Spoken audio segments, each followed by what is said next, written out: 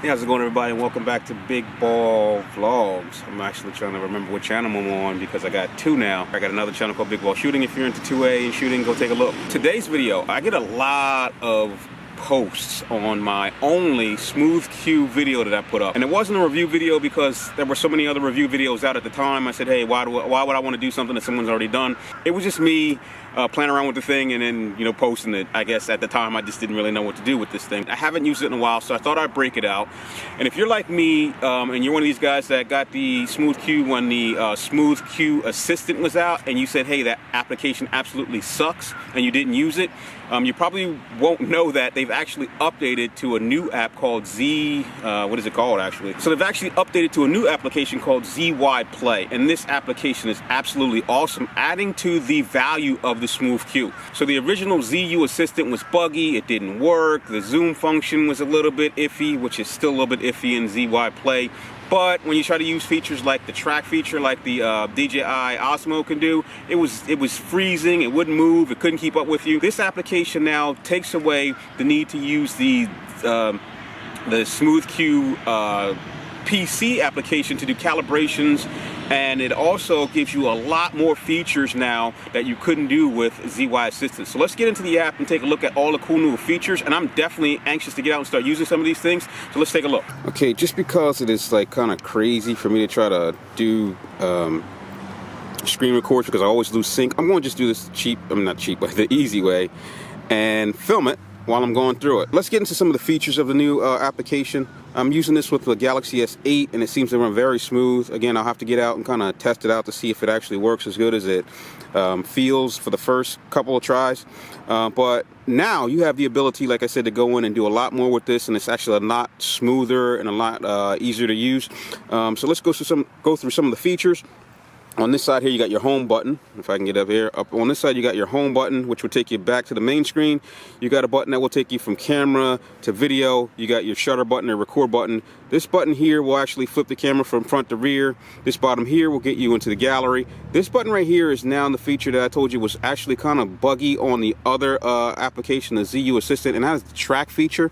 And I'm going to see if I can get something actually to track on this real quick. So what I'm going to do is I'm going to pan this down. I'm going to pan it over. Just change the camera angle a little bit. It's kind of hard to do this with one hand. What I'm going to do is I'm going to outline that trash can right there. Draw a box around it like so.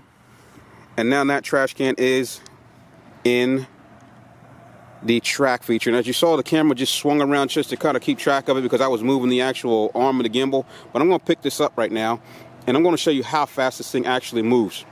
See if I can keep it back like that. So it is definitely keeping it in track. If I move my arm with the camera, I'm not doing the follow what you would normally do with this, and it actually is keeping that in track. I'll get that a little bit closer so you can see it.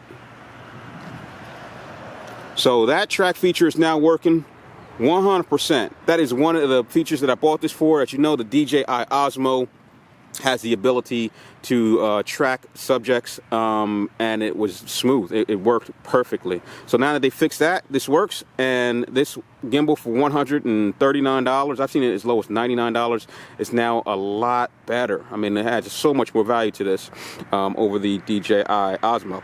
And as you already know, it already had features like the Dji Osmo doesn't have, like the bottom Q20 for tripod mount. It also has a battery inside that you can use to charge your phone. So all those things added together, and now it's not made out of titanium, it's made out of a plastic shell, and not, but for $139, what do you expect? The motors are actually very, very strong. If you haven't seen online, guys are doing modifications with this, so they're actually using this with your compact cameras like your RX100s, or I got an LX10. They're taking off this cell phone clamp here and building their own 3D printed camera mounts and using this with a compact camera, and it is working. So if you want to get a cheap gimbal, because a compact camera gimbal or a mirrorless camera gimbal usually starts at like $500-600 bucks, this is probably a good investment to start with. And then you can take that little mount off that you're using for your compact camera and put your cell phone clamp back on, and then go right back to using it for cell phone use. All right, so let's go into the other features on this, what I thought were pretty cool. I got to get this kind of set up again. Let's get out of track mode. Let's go out of exit that. Let's get that back down so I can see what's going on here. Alright, let's tilt that down a little bit. Okay, get that in focus. All right, so here's some other things that you can do with this. Like I said, this thing has been updated and it's now amazing. So if I go into the actual camera settings here, there's some things that you can do that you couldn't do before. You would actually have to plug this into a computer to do your calibration and stuff like that. Now you can do it directly from the Z-Play application.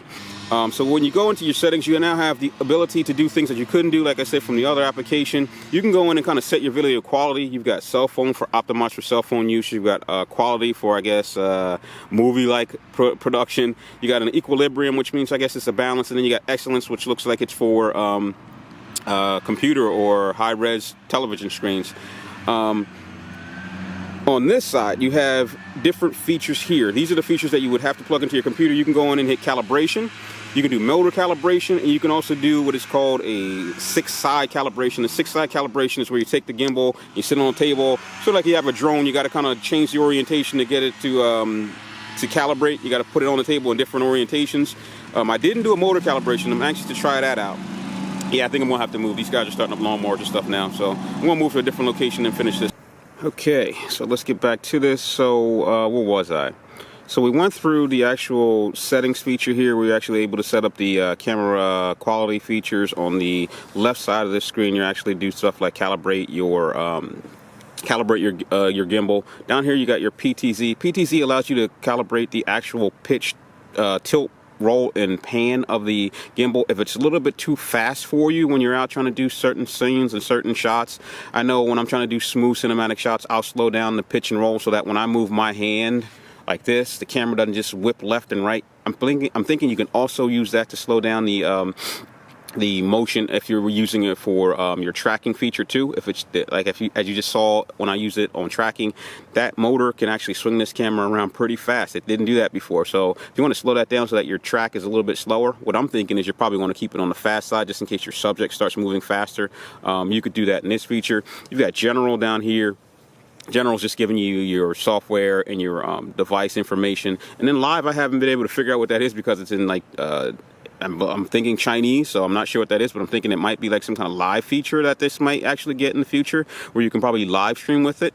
But for right now, it does not work, or at least I got to translate that to figure out how to get it to work. So let's go to the next feature on the right side, and that's your mode here. So when you're in video, if you click that, that is going to give you the ability to change the type of video that you're shooting. So you got default, you got slow motion, you got time lapse, and you got moving time lapse. Again, a lot of cool features that this did not have the last time I used it. I actually stopped using the app because of the glitchiness, and now I'm happy to see that these things are in there. Let's go down one more, and when you go down to this one, you get your photo, or your camera settings. You got your white balance, your resolutions, your manual mode, your grid mode, your flash, your anti-shake. What I'm hearing is that you don't want to use anti-shake built into the phone. You want to use the one that's kind of built into the app. Someone said that if you use the, not anti-shake, but if you use the image stabilization built into the phone with the gimbal, it gives you less quality video. So I haven't tested that out, but if you guys know anything about it, please leave some comments below and let me know how that works for you. And this one at the bottom, if I click on that, that is actually going to give me your scene modes. It's going to give you application mode and joystick mode. Joystick mode allows you to use a separate device. So if I were not connected to the Smooth Crew with this phone, I could actually use a separate phone, my iPhone, and control the Smooth Q with a remote joystick. Very cool feature. But let's go into the camera features now, because right now this is all video. So let's go into camera. I'm going to switch over to camera. And when you go into camera, this is another cool thing that is added. It's giving you the ability to shoot pano mode. So you got a 180 degree pano, actually you got a 180 degree pano mode, you got a 330 degree pano mode, and it looks like you have a very wide panoramic mode there on the bottom. So another cool feature that I got to get out and try on this one. I'm actually excited to see more stuff coming from SmoothQ, from Jinyu, I can't remember, I don't know how to pronounce that, because I was a little bit disappointed about the application when I first got this thing. I actually, like I had to say to myself, hey, it was 130 bucks, so what are you complaining about, right? But now that they've added this, like I said, it's added a lot more value to this, and it may actually be a true Osmo killer now. And if you're not into all of that titanium, or that, what is that, that alloy metal that the Osmo is made out of. DJI's got some very cool features too, but this thing for $139 versus what is it, an Osmo, like $300, it's got to be one of the best deals on the market when it comes to a gimbal. So hey guys, I'm going to do a video next on how to set this up, how to calibrate it, and how to get you up and running out of the box. If you're interested in seeing that, please subscribe to the channel, and I'll get back to you soon. Talk to you later. Bye.